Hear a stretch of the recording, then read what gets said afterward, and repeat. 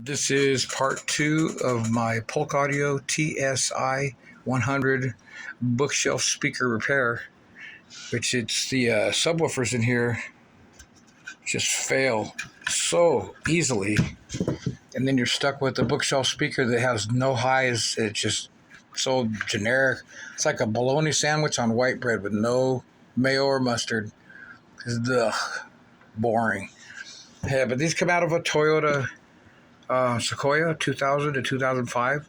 Driver's door and the front passenger door, directly behind each of the side view mirrors, there's a black grill, and if you remove the grill, there's a little tweeter up there.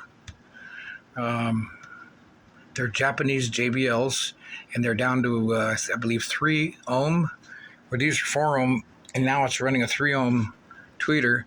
They sound incredible. I'm really happy with them. My first video there was showing basically taking them out and what I was going to do.